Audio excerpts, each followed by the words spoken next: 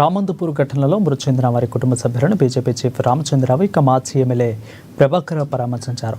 రామంతపూర్లో జరిగిన సంఘటన చాలా బాధాకరమని అన్నారు. ఈ ప్రమాదంలో ప్రభుత్వ నిర్లక్ష్యం స్పష్టంగా కనిపిస్తుందని విమర్శించారు. ప్రభుత్వమే ఈ సంఘటనకు బాధ్యత వహించాలని డిమాండ్ చేశారు. మృతుల కుటుంబాలకు ప్రభుత్వ ఉద్యోగంతో పాటు కనీసం 50 లక్షలు ఇవ్వాలని డిమాండ్ చేశారు. కృష్ణాష్టమి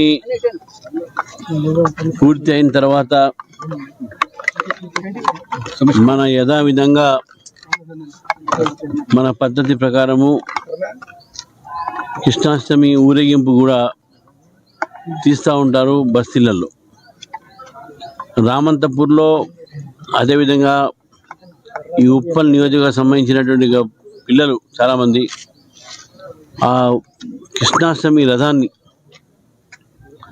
వారు తీసుకువెళ్తూ ఉంటే హెచ్టీ వైర్ అంటే హై టెన్షన్ వైర్ దారిలో ఆ ఒక రథానికి అంటుకొని దాంట్లో కరెంటు పాస్ అయ్యి అప్పటికక్కడే అక్కడ 5 మరణించినటువంటి వార్తలు వస్తూ ఉన్నాయి. హాస్పిటల్లో ఇంకా 2 కూడా మరణించినట్టు కూడా మొత్తం పూర్తిగా ఒక 6-7 మంది